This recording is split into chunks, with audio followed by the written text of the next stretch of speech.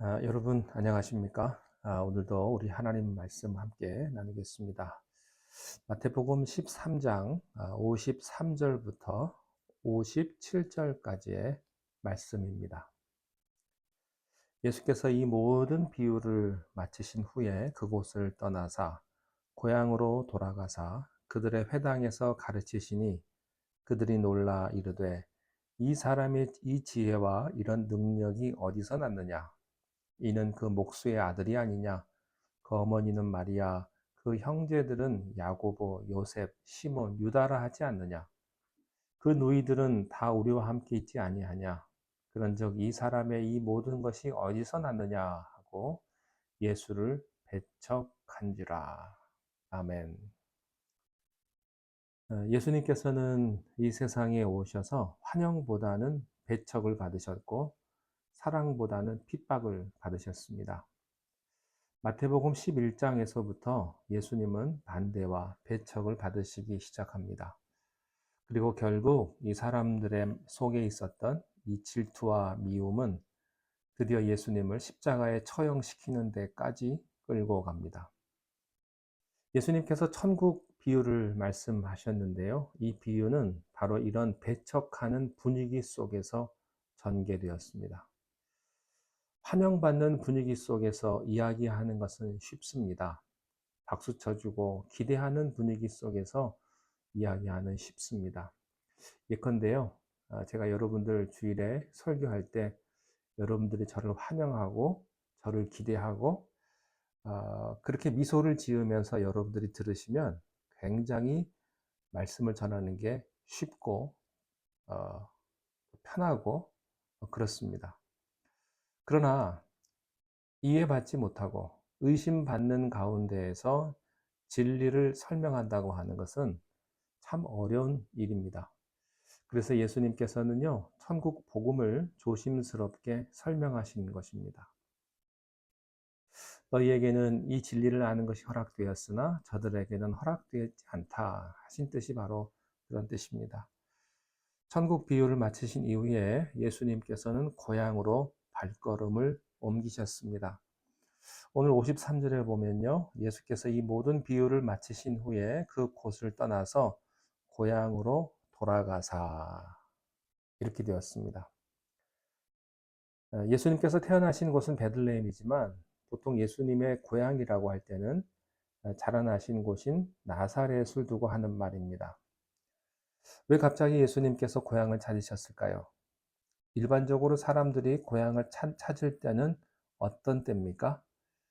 예, 한국에서 고향에서 떠나 서울에 살다가 가끔 고향을 가죠. 언제 가냐면 명절에 갑니다. 설날이나 추석이나 그럴 때 가죠. 우리가 살고 있는 미국도 마찬가지 아닙니까? 땡스기빙 때나 뉴 이어나 뭐 이스터 때는 부모님에게 가족들끼리 만나는 그런 시간을 갖습니다. 고향이라고 하는 것은 영원히 그리운 곳입니다. 피곤한 인생의 안식처와 같습니다. 그래서 타향살이에 지치고 고달픈 인간은 언제나 꿈에 그리는 내 고향, 이 고향을 찾습니다. 남한으로 피난한 사람들은요, 항상 북쪽의 고향 생각을 많이 하시더라고요. 그래요. 고향은 언제나 나를 반겨줄 것 같고, 고향은 언제나 나를 감싸줄 것 같은 곳으로 생각을 하고요. 또 나의 최후를, 내 뼈를 마지막에는 내 고향에 묻고 싶다. 고향으로 돌아가고 싶다. 그런 게 모든 사람들의 마음속에 있습니다.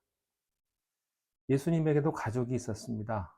예수님에게서 어렸을 때 같이 놀던 친구들이 있었고요. 또 12살 때 성전에서 논쟁하던 추억도 예수님에게 있었습니다. 그런데 불행하게도 그 고향은 예수님을 환영하지 않았습니다. 오히려 고향 사람들은 예수님을 배척했고 냉대했습니다. 그것이 오늘 말씀의 내용입니다. 오늘 말씀에 보면 예수님은 환영받지 못한 것이 분명합니다. 57절에 보니까요. 예수를 배척한지라 이렇게 되어 있습니다. 고향은 누구든지 받아들이는 곳입니다. 원수라도 받아들이는 곳이 고향입니다.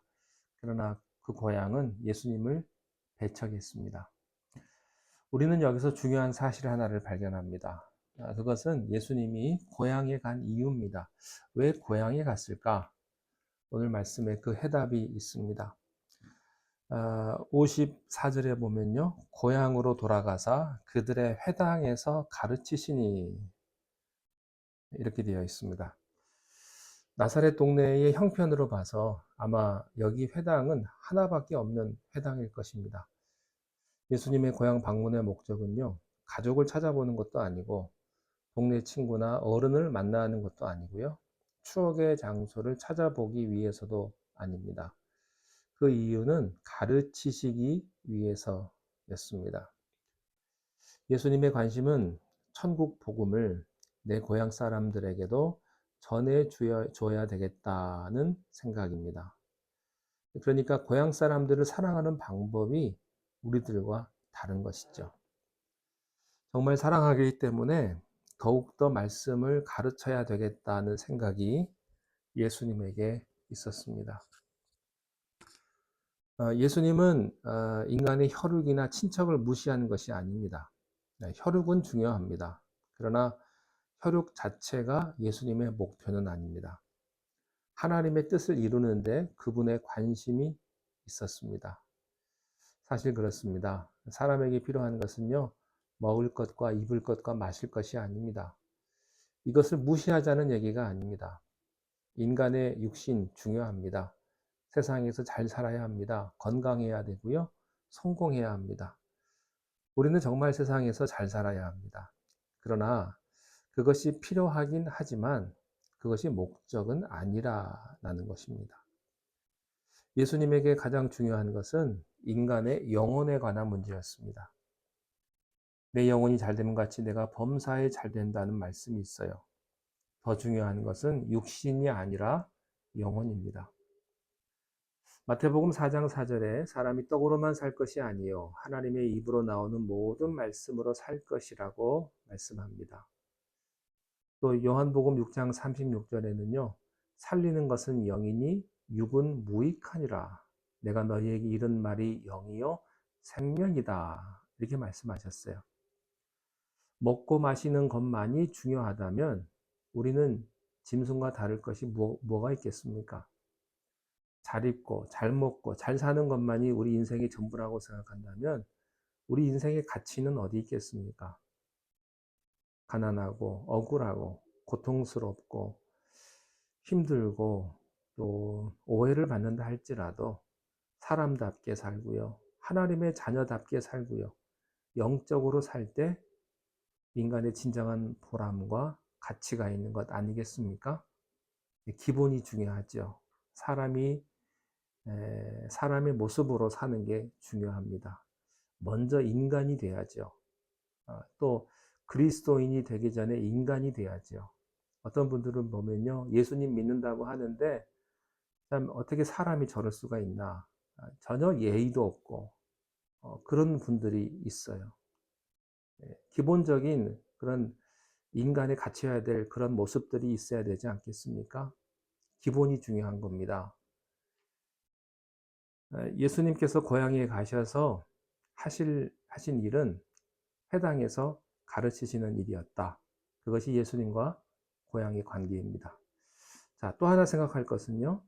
이렇게 환영해야 될 고향 사람들이 예수님을 배척한 문제에 대해서 생각을 해보겠습니다.